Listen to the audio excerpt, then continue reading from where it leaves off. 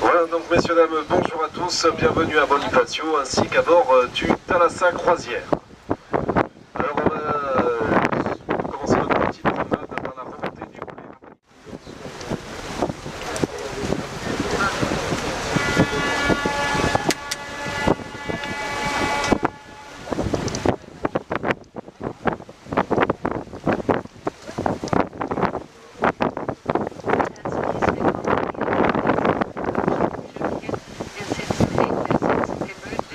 Und es geht jetzt durch die 1,2 Kilometer langen fjordartigen Hafen raus aufs offene Meer.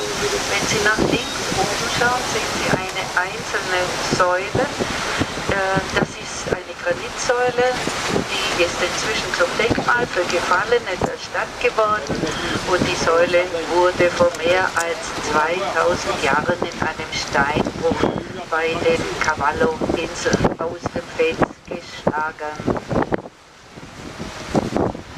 Alors sur la gauche du bateau, vous apercevez en hauteur une colonne de granit tout en haut, un petit peu sur l'arrière gauche. Cette colonne, c'est le monument aux morts de la guerre 14-18. Elle fut édifiée il y a plus de 2000 ans par des esclaves romains sur un îlot situé entre la Corse et la Sardaigne, l'îlot de Sambaït.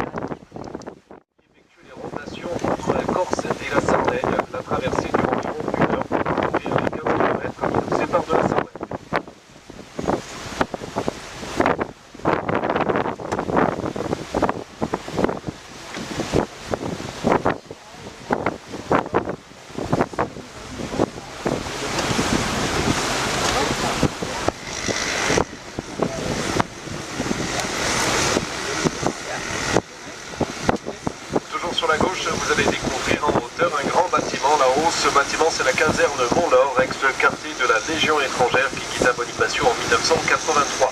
Aujourd'hui, ce bâtiment est déserté.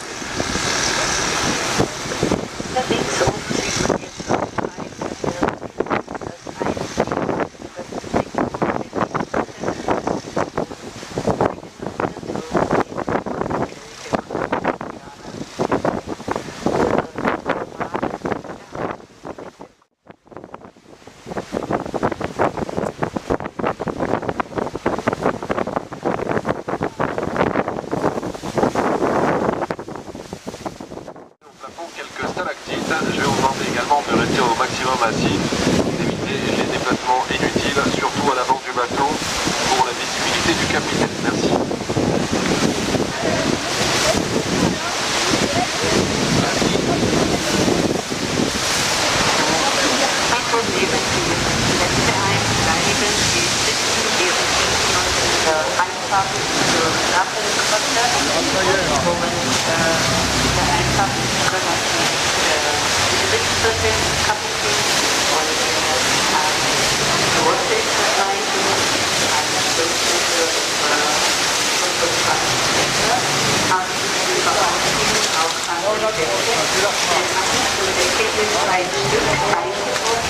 Und dieses Stück hat genau die Form des Insel Korsika. Nur umgekehrt. Da ist es Wasser, Meer und Wind fällt in der Form von Tieren gebildet. Deshalb auch gerne hier die Kalon genannt. Ihr erinnert euch an die Mondfelsen bei Porto. Ganz transparent das Wasser bis auf den Meeresboden. Vous remarquerez dans cette calanque la clarté de la mer et la couleur des fonds.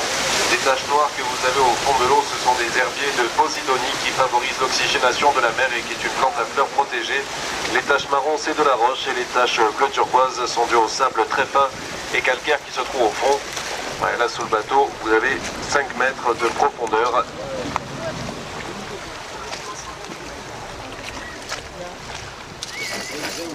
Ja, hier ist das Wasser 6 Meter tief. Voilà, et vous pouvez apercevoir dans l'eau quelques petits poissons. poissons qui sont principalement des oblades, des sarres et des hommes grenouilles qui ont de l'eau jusqu'au genou. Je raconte n'importe quoi. Alors, vous êtes dans la réserve naturelle des Bouches de Bonifacio. La pêche est interdite ici. C'est pour ça que vous avez énormément de poissons. Tiens, regarde.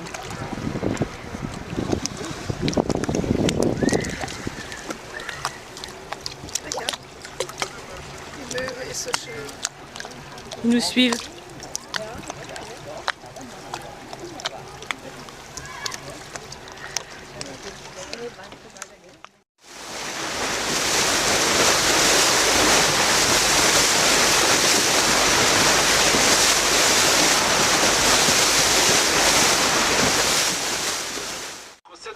C'est la plage qui a droit devant, la plage de Paragan.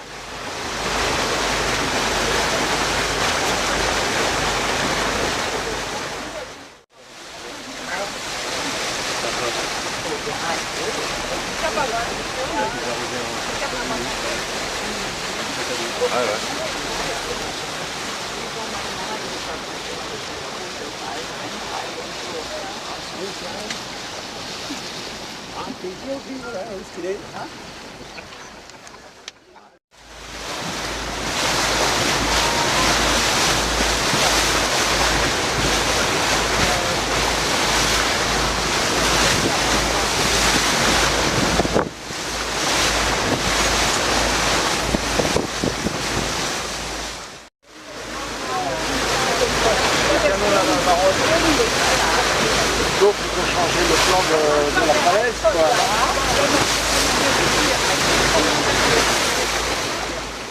Devant le bateau, vous allez découvrir la grotte Saint-Antoine, plus communément appelée le chapeau de Napoléon pour son pourtour extérieur. Alors à l'intérieur, au plafond côté gauche, vous allez y voir quelques stalactites qui ont un allongement d'environ 1 cm tous les 100 ans.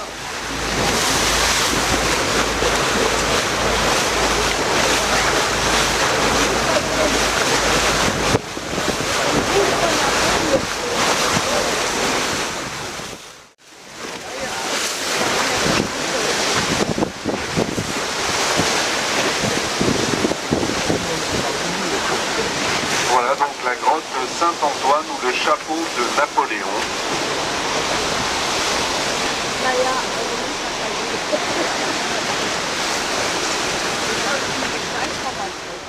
Le gouvernail de la Corse pour sa forme et sa position plein sud.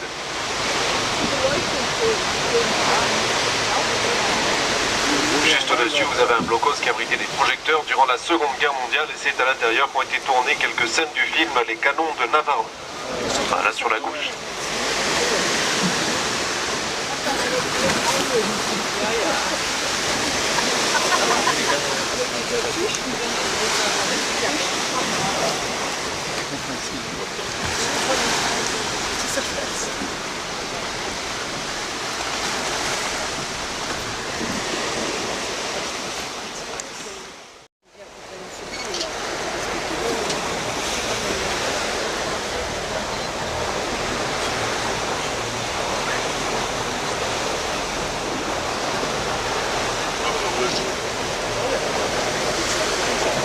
On peut tarder de le voir l'escalier.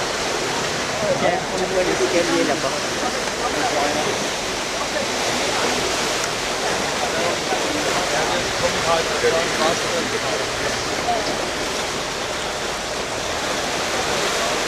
Ah, c'est là que tu montais la biche. Incroyable.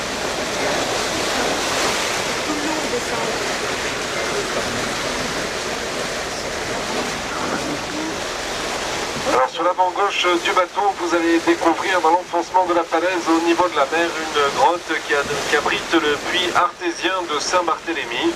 On y puise de l'eau potable au niveau de la mer filtrée par le calcaire dans cette grotte que vous avez sur l'avant gauche.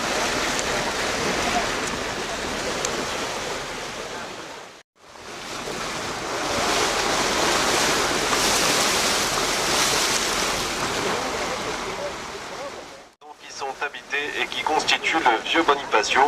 Les premières fondations datent de l'an 828 par le comte Boniface, marquis de Toscane, qui donna ensuite le nom à sa ville, Bonifacio.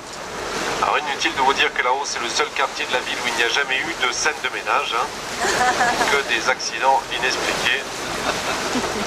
Et la première maison en partant de droite qui fait angle tout à droite avec les arcades au deuxième étage, c'est la maison de l'actrice Marie-Josena. Ah ouais, t'as raison Chantal. Sur la droite du bateau, vous apercevez cet énorme rocher qui est appelé le grain de sable. C'est le rocher le plus célèbre de Bonifacio, il est sur beaucoup de cartes postales sur la droite. Sa hauteur est d'environ 35 mètres. Sa particularité, c'est qu'il est totalement détaché de la falaise.